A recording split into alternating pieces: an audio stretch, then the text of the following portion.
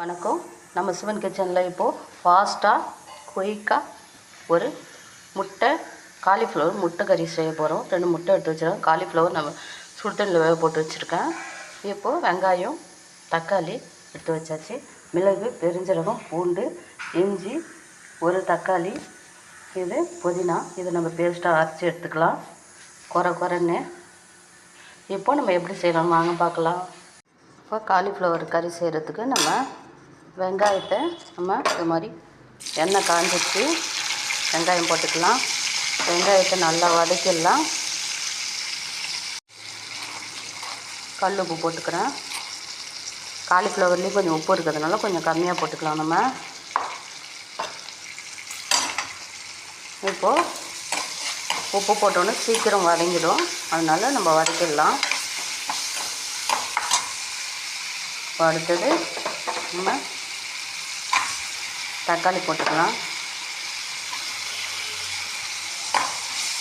கொத்தமல்லி கொஞ்சம் தக்காளி எடுக்கும்போது வந்துச்சு கையிலேயே. இப்போது அடுத்தது நல்லா வதங்கட்டும். அடுத்தது இஞ்சி பூண்டு நம்ம தெரிஞ்சிருக்கோம். கொஞ்சமாக மிளகு எல்லாம் வச்சு தக்காளி நான் அரைச்சிருக்கேன். தக்காளி பேஸ்ட் ஆகிறதுக்காக கொஞ்சம் கிரேவி சூப்பராக இருக்கும், மசாலா வரைக்கும், அதனால வச்சுருக்கேன்.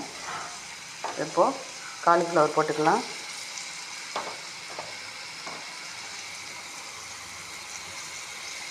கருவேப்பிலை கொத்தமல்லி புதினாவும் நான் அதிலே வச்சு அரைச்சிருக்கேன் இஞ்சி பூண்டுலேயே. இப்போது நான் குழம்பு மசாலா தூள் தான் போட போகிறேன். மிளகாய் மல்லி கலந்த தூள் இந்த ஸ்பூனால் ஒரு 3 ஸ்பூன் போட்டுக்கலாம். முட்டை ஊற்றுறதுனால கொஞ்சம் காரம் கொஞ்சம் இருந்தாலும் சரி கட்டிடும். இது காரமும் இல்லாத மிளகாத்தூள், வீட்டு மிளகாத்தூள். இப்போ நல்லா பெரட்டி விட்டுட்டு நம்ம தேவையான அளவுக்கு தண்ணி ஊற்றி வேக வச்சிடலாம். இப்போது நம்ம தேவையான அளவுக்கு நம்ம தண்ணி விட்டுட்டோம். இது நல்லா வெந்துட்டோம். சுடு தண்ணியில் போட்டு கல் உப்பு போட்டு நான் எடுத்து வச்சேன் காலிஃப்ளவரை. இப்போ மூடி போட்டுடலாம். காலிஃப்ளவர் முட்டை கிரேவி ரெடி ஆகிடுச்சு. இப்போ நம்ம முட்டை ஊற்றிடலாம்.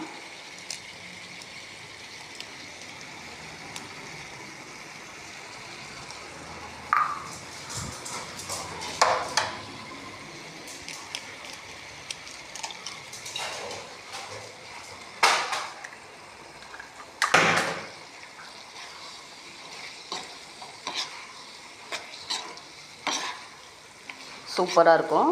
இது மாதிரி நீங்களும் செஞ்சு பாருங்கள். இப்போது நம்ம கொஞ்ச நேரம் ஒரு 10 நிமிஷம் இருக்கட்டும். அதுக்கப்புறம் நல்லா முட்டை வெந்த பிறகு பரட்டி விட்டு இறக்கிடலாம். முட்டை கறி ரெடி ஆயிடுச்சு. இது சூப்பராக இருக்கும். ரசத்துக்கு, சாம்பாருக்கு, எல்லாத்துக்கும் சூப்பராக இருக்கும். இது தயிர் சாதத்துக்கு அதை விட சூப்பராக இருக்கும். இது மாதிரி செஞ்சு பாருங்கள். சூடாக இருக்குது. என் வீடியோவுக்கு சப்போர்ட் பண்ணுங்கள், சப்ஸ்கிரைப் பண்ணுங்கள். நன்றி.